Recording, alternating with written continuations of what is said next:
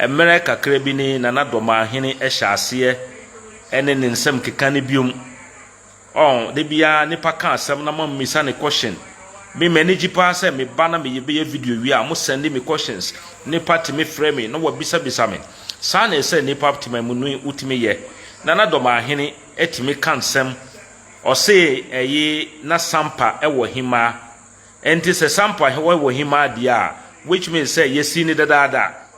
question aye bisa say sa hima na yesi ni dada no wa gazette no se hima wo sampa sa hima no wa gazette no ena ne yetosum bi no say wo bisa Nana Dormaahene say hima wo kromu a na ohene efremu na akonwa no manso ba ho a ne odi eho akutini eye hima no se Nana hima wo krum na Nana hima wo ho na ohene na efremu na ye ba besi ohene foforo a ne odi mu akutini eye hima na wote ase no emre ben ene yakobe bi da na obi ehunu se hima bia begina ho aka se me ena me ye sampa hima ena akonwa no eto ye no ena me si nipa wei ena wei si wonte ase Nana Dormaahene mesrew a bebi anka wasua ade akwakoduru no enka se wutimi ehunu se obi ka asem a ye bisa ne ye hunu enti emra ye kopie mu wo menhia fikasiye mu before Yera, His Royal Majesty Otumfo said to Otosum Yera bisa say, what is a petition be aba, na hwan no me di baye. Mo hunu mo pagya o nsa. Mansa Rose Farouk Ahmed ni mami pagya ne nsa. Saa nso na opanyini Adama Watara enso pagya ne nsa. Enti Mansa Rose pagya ne nsa, Adama Watara pagya ne nsa. Enti petition no mu di baye no omu di tia Yera eye abusia panyini Abu Mahama abusiafo saa gedere no hwan na hunu hima bi a oho hima ne ba ye kan se mi asimasi me ne sampa hima ena masi akonwa ena kuo bi num si omunti ase ebi ni hosa Nana Dormaahene mesrew uye panyini a uye ohene a unye ohene keke wakosua law usua law no wi en wan fantana ho udi practice ya wababa ye judge enti as a judge there before be kan asem no na sebi wadwin hu akwa akire ansana waka na judge udane wo hu te se serial caller te se obi kan asem bi kire obi na on fihwe mu na wakofa mobile na wafra wo radio su na waka say sa ni bi na wo ye no it is not going to help you and it's not going to change anything enti mesremu the way amotna ho first no na madwin mu ye mo se eye sampa ena Nana Dormaahene ene ne ko say mo hunu or create problem everywhere virtually everywhere within the region say Nana region it here before Dormaahene be assume that forceful president no say Nana region it here e mo bi ntena ho on say me kan bi kire mo mmere bi say papa bi ne kan ye o say me di ba ye kasam say ne be ya obeti ase o say emra omuba ye so omuba bechi ayigbefo no me kan say me nkasa because me nya ayigbeni ye ba say ye ba bechi dagomafo mankasa because me nya dagomani ye ba say ye ba bechi oman bia ye fro mo asantifo mankasa because na me nka as sa oman ne ho na mra omuba say omuba bechi me no na obie ne ho a obeko ama me eno bi emra wo sha ase e wo sampa na all create confusion e wo sampa na all create because of ne person nkomenya no enkro me kasa ye but people did not see the essence of they rising up against that self-acclaimed Messiah bia wo fi say on e Messiah to save Bono Region se mo hunu odi akoduru sunwane chaos in sunwane se na no osan ye announcement say oba be twemu akọ Nkoranza. So you sit down and ask yourself, say, why will this man bend to destroy the peace and stability of the region? Adentia, because of the personal perseminkuminya. Nana Dormaahene is always against Nipa sebi the nim dear ewosro. Nipa office say obaho obeye traitor man biano. Nana Dormaahene edi saa nneɛma no ɛba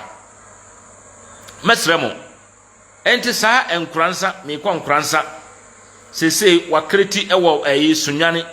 the same problem no bi na o kreti no sampa because sampa nkonwa semaba baby a sampa hye asanteman enye ye ene ye di sampa kwa asanteman ye nananom tititititi obi anim record a World National House of Chiefs kire say sampa part of asanteman na sampa nkonwa semaba ye de akọ asanteman ya kan wie na judgment aba na otemwani we judge na say even if you disagree with the judgment na a free asanteman ba na enka you will use the legal and traditional lay down principles nibi but enam say na he did not disagree with the judgment but rather he wanted to use the losing fashion no to torment and cause trouble sene ye be ya nya ahoto na ye ntimi nsi ohene ntem na saa ohene ne mma ho embe threat emma no because onim say nipa na ye kosi ne hene no oba sebi ne nimde no wosoro se onyankrofo mu nimde wosoro na threat emma ono na ne nsam na a woka ne basabasa nkrofo emmisa no questions no onim say saa type of people na ombeba ho no omunye enti anytime bi obehunu bi saa no na waye hwe ne oyeye okofre nkrofo se ohia ahimanom ene woka kire wo mu se akonwa to a ohima ene esi okokwasa ne ntro no nso a sebi papa panyinemu a wo se wo ye judge na onka nokre wo se sampa ohima bi na ewo ho a wo se ye ne senti no oka kire sunyarfo se sunyan se nya ohima na esi ye de ene ohima akosi hini. That was the essence of that meeting now ye and after that na apen omu nso koye ya nneoma we ba hoyi enti yamfa ne se enka ohine na osisu ewo sunyan no let's assume say ebia wamfa mra kwan so na ba ya nka Dormaahene dia na abeka wo beka say let's follow the rules na yenka asem no ne se ne dia da no wonko so ntra ne dia nya da na wafiri so but he want to create problem there so that omunya kwan emma ohine bi ma region ho emma embeye contendant to ono. And that is the reason why he is fomenting trouble everywhere. But then Debia said, "Ya meme kano. Adia ye na nano mu brechichiri ye no ye ni Dormaahene chi ense no. Ye ni nechi. Enti ye be di ni emra ne sie no. We will follow the law. Enunti na ye nam amamre kwan so yi na nasama jafla. Na obe swaitre ne manfo swaitre no. Na omudi nechi ekopie mu akonwa de bi akonwa ne tihye aya santiman ye ko swai ekire yewra de sampahye ne nsa traditional council no under the acting president Nana Kwadwo Masa ebe fili na nasamba jafla ne forms edi call ya oka se won fa nko no nana dwimu ya ne se ebia ye beba be to trasem debi ye sign call mram ekohwe se aban adwuma yini bi wo ho na esese woye adwuma bi na ompese obeya a die ene yese ye call mram no ne ehunu se mandemo se wo ho ena nana samba jafla man lawyers ko faali ya nyame ya adum judge no obehya ase na oka se o se ansa na mehye se yemfa na nankrata nko no na ese mehwehwe se nana no sebi ne esese nipa fam ansa na ye de na si ohene no wafa ne nyina mu ana nto owie ye no oka se mehunu se sampa nko nwiasem ehun sem bae ema ekopie mu wo His Royal Majesty anim ema ne kan wie ye saa nkonimdie no mu ene yedi na nasamba jafla ema ne swaye ema ahemfo ne approve no ne senti no me Bono Regional House of Chiefs say mumfa enkrata no enko on nana Dormaahene edurumre bi a sebi onkan enka judges fo nso de enka mokan pa because evidence bi a ye de betu anim no ese wo kan na wuti ase ansa na wa ma judgment senka nana Dormaahene ekan ade pa na enka stay enka mandemos ruling no okan a enka sebra wa compile that because judge no mbeki no emphatic say in the judgment said or see jumadia as I said the Bono Regional House of Chiefs they are conveying belt wuji anadi akoti say post office me twere me letter edi brewa post office wuji a na dia koma nipa kro na adi koma no se me twere application letter say me pay adwuma e wo Gihoga post office fo ntimi nka say adwuma no yemfa mame omo no gi letter na omo de koma Gihok fo ena omo behwe say bia omo de adwuma no be mame yemfa mam enti wo post office a wo di application letter ni ko na wo see letter no me mfa nko onyina so ne den o ka sa won fa nko no nyina nzi no yamfa basabasa yesa ko court biom ono ankasa san ko court say enka judge no emma ne ntwintwenso ama judge ne ka say debi ade na me ka say koye no enya ade a eburu ntiase so ana enya ade nso a edin say obeti ase ne emi ka nyina ne say jiwo mon krata no na fa koma national he onye nwa adwuma Dormaahene say debi eno ntena me ka say onkan senka wokan the stay of execution ruling ana okan mandamus ruling na enka nana Dormaahene be hunu say judge no make no emphatic say on fa forms no on forward nko banana Dormaahene ne o ye nyina ne say or the problem beba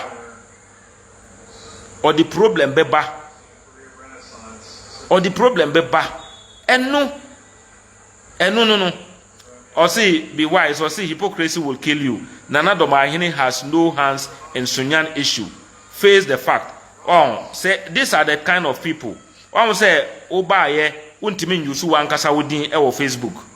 Musa ankrofo we madwene no the usage of madwene no magi e de akoma obi. Ne senti no muntimi ndwin freely to be able to dissent and know say ade we anepa we here. This is the implication of it. Dear Nana Dormaahene ye okohia enkrofo bi ka kire wom say ehima na se osi akonwa Nana Dormaahene ono an creates no problems because he knows very well that when there is sanity, when the right people come there no he will not even get sebi ye ka say lebra kura na onya enu ntino de esese wotimi ye na wotimi nya akonwa ne tena so ne say omo a sebi omo yi nyansafo ema omo timi aba house wa be challenge no let me create confusion there so that they will not come and challenge me.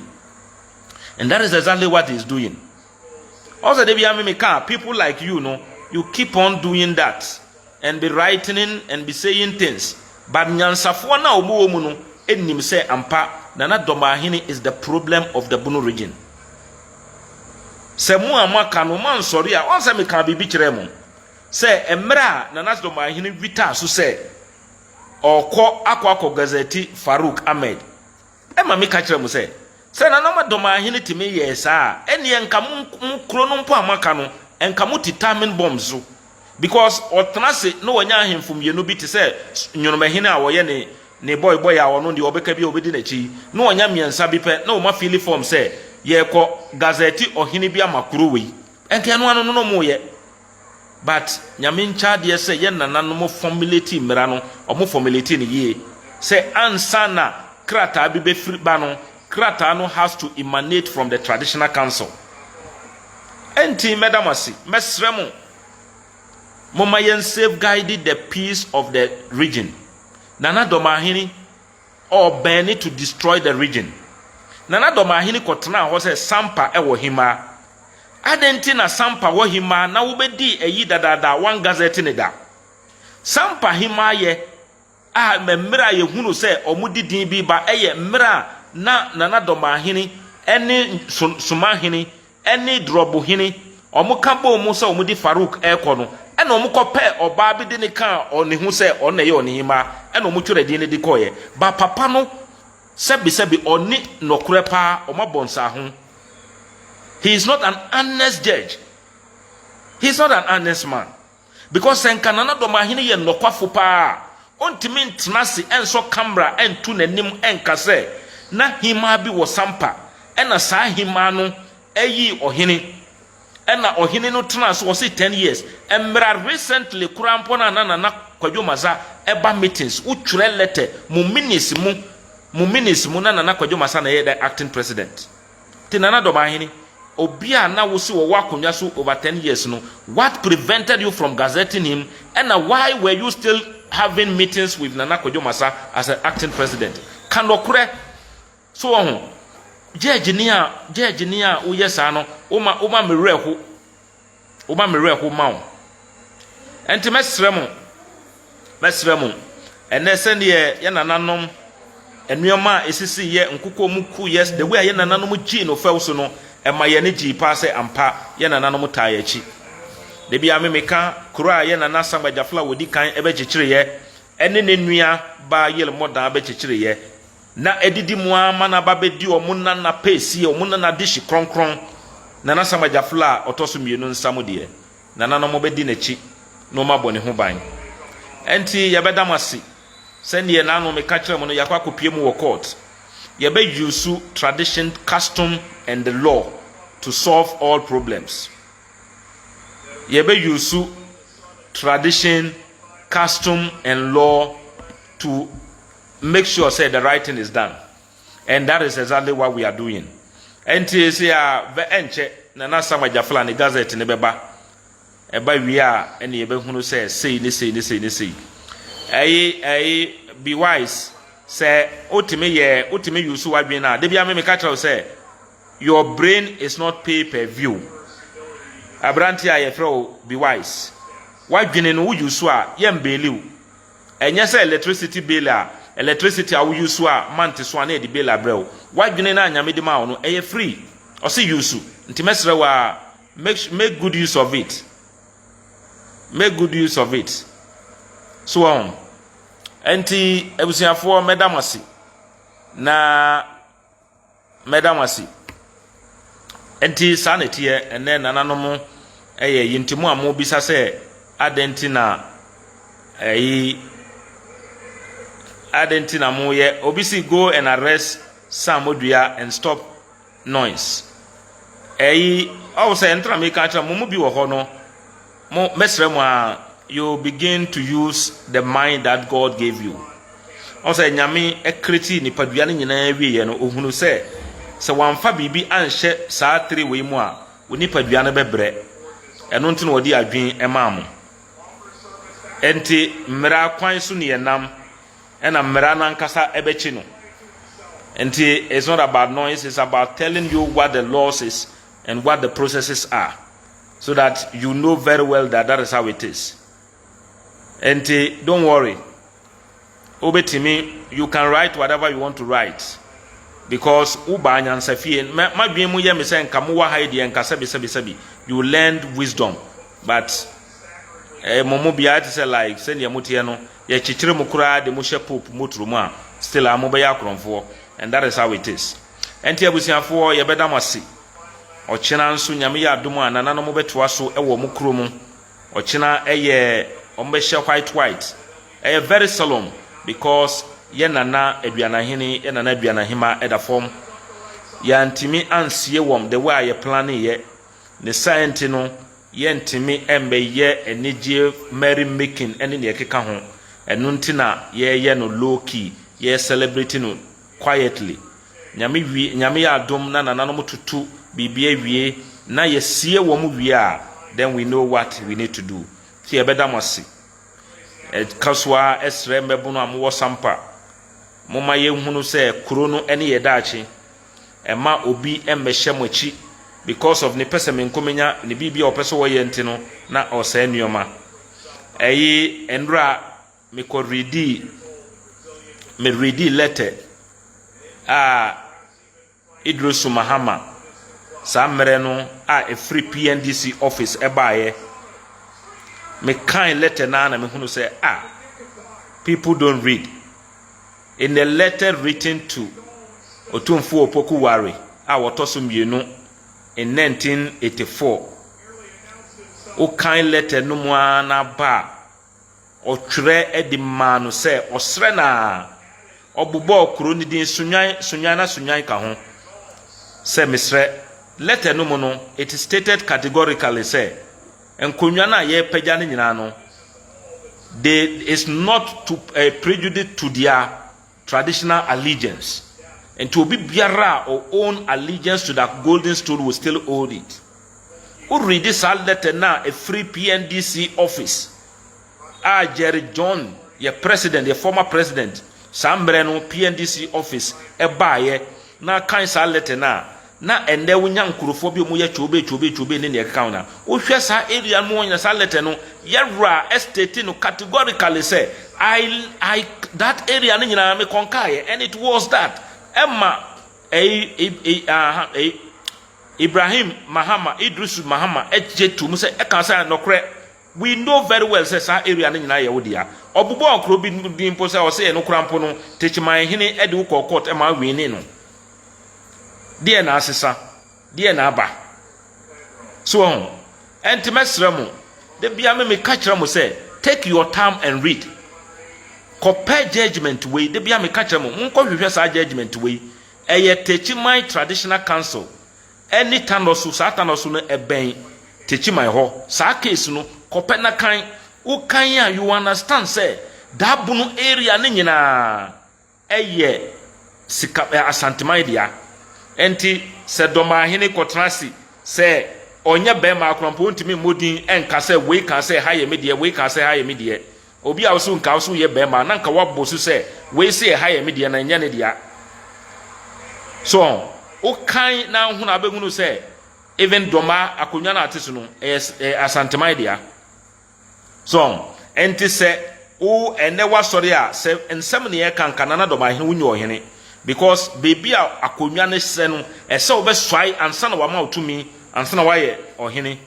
but ene no politics ntino ama obi atime ye ne owope politics ntino ama obi aye ne owohwe na ye hwe ne saa no wo ye enam say people will benefit from the behaviors of others no we tend to close our eyes upon them but ebedrum rebi no ebe say o mine de amayen Asanteman will forever be Asanteman. Asanteman will forever be Asanteman. Go and read about Asanteman, the formation of the nation called Asanteman. Read about the history, strategically how it was formed. Baby omukunfaye ekonkaye. Asanteman never sat down for a politician to come and say ye di ha ebesha wonsa. Debi Asanteman was Asanteman before the nation called Ghana was formed. And it's a fact. Enti mesremo region na ye wo mu a ye frɛ ye Bono region no enye obi a wo ho na frɛ ye Bonofo ye ka Bonofo a omo firi bon mu baaye domafo ma mfiri bon mu ama nyunomefo somafo ma mfiri bon mu ama sampafo ya mfiri bon mu ama sekwafo amfiri bon mu ama badufo amfiri bon mu ama wenchifo amfiri bon mu ama enti why will you then be saying say obi biara was a geographical area ho bia no every bomb baya into ye Bono ni mesremo read about your history moma ye njai nana Dormaahene emanin say region no emayen baby a wodi akodui a sebi waba benya ne regional minister a wono ni obeka bia no no nso beye enti regional minister no ade a wo pe en wo ye because tamwa na o share sa Bono champi no na regional minister na any lawyer regional minister Bono regional minister akabua na ono akwabua na ono na ye the agenda na omo form ye na ono ye omo lawyer a ono omo koba ne say ntino waba be the regional minister nyina echi no na dwen mu da so ye ne say he is still in that agenda to form a nation called Bono. So ne say nti wo hwe ne behavior any nuoma bi a wo ye no a wo hunu say he is not ready to be a regional minister for the region but ne nyina no de bia memeka yeah we are law abiding people ye ni mamambre ye ni mamane ye ni mra a ye bedi mra so enti ye beda masi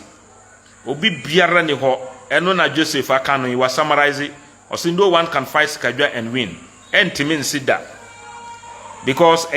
omaya ye chichire ye obianim nokre no from politician 1 to politician A. Usa omulaya omunim se ampa. Omaya ye frɛ no Asanteman no ekonka virtually every place. So okonka ye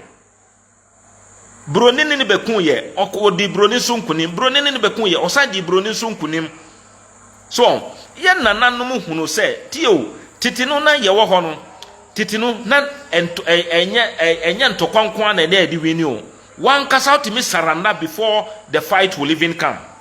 And yen nananom a no move for sampa. Yen nananom hunu said, Ebi, the way akunku ne nyoma eba no, or might be a form me a very powerful no, yan fire hunkodom,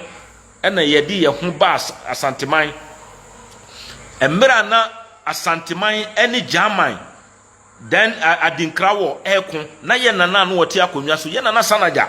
obekun wa asantimai afa e ma ye defeat adinkra. Saa wo no monkɔpɛ na kyire kwan na mohwɛ adenkra ne nua ba ne ma saa wo ne baaye because emra wo ye sikadwa ye kan ya wo sara na ne nua ba ne baaye no ka sa den nti stay no obe start ye ne na Dormaahene ye bi ne Dormaahene ye sesi ya no bi enye democracy na ewo mu a enka Dormaahene betimi asɔre akaseti ya asanteman enka kuro ba ko pɛ na ebekɔ wa ko defeat o mu asan aba.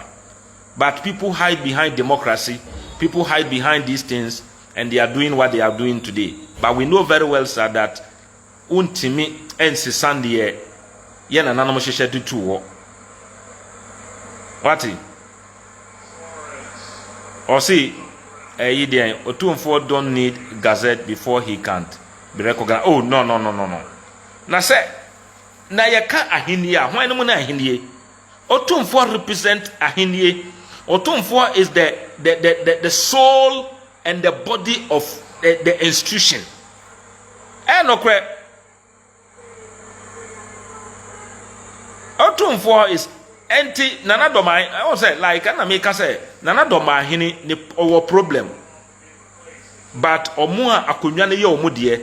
a omusrema ne di ye no. Oma janu e di amane te say onu nkom potopone eyi a otimi every akonwa so Nana Dormaahene have an issue. I so mutimi hwe pa so I so mutimi hwe na omuhunu se ne oye no emwa wo makonwa no emwa wo makonwa no okay enti medamasi sa letter na me ka ho asem no nyame ya doma weekend yi me ne mo be discuss e mama hunu enkurunwa ni nyina Otumfo ene pagyae bunu okonwa bia ohunu bia no ni omu kan say aban na pagyae kra na aban no seek permission from Otumfo or the list ne bre no e ma na approve ye, and then he was assured say enkonwa bia ye be pagya bia no they still own allegiance to you. And to omububo enkonwa ne bi sa mbre no PNDC tam no omudi enkonwa ne bi kan no ka say dey bi sa enkonwa we dey enye media because they are in the Volta bin Volta side what there sa enkonwa no enye media. This showed honesty. Me kai letter na me say wow, Dormaahene doesn't know this. Nyame ya do much or chira kura me send the man no wakan so obekan dia enti abusiafo nyame nka mo ho no mo ho ban nana no mo da so celebrate the Summer Festival eyi omoguso omobom paye nyame ya do ma ochina they will enter the second day and we will enti yedamu nyina asi yedamasi we will still use the law to get please. We will still use the law to get it. We will still get the law to get things done. Eti ni Otumfo ye no that's the right thing. Asebne ba nanim emane kan ye. Akonwa no nso ye ne dia. O kan ye no ebusua yi nipa de ne ba betre no emane gye ne tu mu. Se nipa na so awie na ye bibia wie a Otumfo de nipa na president ho. Akwa kire president no. Se sampa ni emedi sampa ahye ne nsa oni Nana Sangba Jafla otosumbienu in the presence of all the ministers. I think that is done deal. Enti ni aka nyina ne say nyame ya adoma court case ne be wie na bibia ba na wie enti medamasi moma yenkoso ane yemo yakuro ne ho asundwe ho ban. Let us continue to remember and pray for ye Nana adua na wo free mu ene adua na hima nananom aguso omo ye nhyehyeye ye nyamra ene date a ye de be ye na ye ba mama so ati until that ne be ye no ye ntime nye any merry making any big celebration bi o bebia e se etime si o mu wie na ye bibia yetimi de anigye aye enti ye beda mo se nyame nka mo ho na ommo mo ho ban na monkoso na monhwe nokre kwan enkrofo a ye wo Bono Region moma ye nsori motenase na moye ahwe han a na Dormaahene ebesei Bono Region no e de amayen wa hyase e di free sampa, but we are strong people and we will overcome him. Wa basunwane wa ya announcement say obekọ Nkoranza enti monhwe moye din na mo gya na emra wanhwe yi a ye beba beduru na wasa nneoma bebre ti moma ye nyina ye nsori na ye no mu asikadwa tumi ewo ye mu ye no mu asikadwa honhom ebo ye ho ban de ontimi nya ye hwe na mmom ye ka kire mu amaka no se monhwe yi nyame ya adom a ye wura be pagya fiapri o pagya fiapri na obrimpon ebe kana na samba fla ho na omo enum be ka ho a obehwe se development say Bono Region no omo ni aban be negotiate emanetimi aba ye kwan a enye ye cashew center eye unregulated a school infrastructures ekaitri ni nyina ewo ho na president abegina wanim na abeka sa nneoma bi na wadanasi na wetimi abeboa ye no na ahwe nneoma na wo keka na we kire say this is the type of person we have ne senti no ompese sebi nimdifo ebeba the regional house of chiefs wo aba be challenge no, but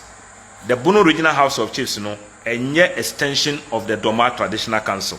ne senti no ne esese ye ewo mmra mu bia no ye beye. But Mr. Regional Minister, remember say the good people of Ghana and the two abama President Mahama and a President Mahama edi sa 2 mini kakra bi di mao on famma o say fa be chichire Bono champion on famma o say bra na Dormaahene ene Sumahene embe bulewu na ye ndio mo pese omo ye. Look at the way a ukasa ye dana ukọ ya omko do parki children parki ewo Sunwane enka ni papa mu no you know very well because the according to information available the DC no ebe donate ma ohene no enka behind the scene obekọ na fie no akọ na so onana ha de se ni so mo kan wo kokua mo badu the cameras ebe si wuso because you are in the that brother you know your friend is saying now ka brother game na Dormaahene airplane no enti ofre wo ka say ye say ena mo ye enti ye beda masi ne esese ye di mra eye no ye di mra beye ne ye se ye di amamre ne amane eye no ye di beye ye bebo sampa ho ban mo nso amaka no mo mma mokro no ho ban ye mma kwan emma na Dormaahene ensei sampa saa nso na ye sre mo amaka mo nsori emma mo mma ne kwan mesre sonyanfo mo nka mo ho mmom sonyanfo mesre mo emma mo mma kwan emma na Dormaahene emmera mo ntemo the way amahunu ade mu ye anuanom mo solve mo problem together na mo eliminate na Dormaahene out of it. Se mo ma ne kwan ma ne ramu a your problem will be bigger than what you can envisage. Nti mesre mo sunyanfo mo na mo ye regional capital mo nkambo mo na mo solve problem no mo ma na Dormaahene kwan e ma ne nsei mayi nti ye beda mase nyame nka mo ho na ommo mo ho ban na sama jafla otoso mienu sampa manhene echia obi biara omamo nyina afisha pa mpai bone se afisi se a ewo ye nimu na adi biara ede obi biara koma so a enam nyame akwan so no na abamo edi amamo ne oye adwuma ebekoso yi amano school fo bibia be yi amao na mpai bono no na esre obi biara bebia wo bia sampa a very peaceful town. Ejuma bi wo ho a bebie bi wo sampa na sampa enkonkan na bibia enkoyie emmayen ye wo sre obi biara oba sampa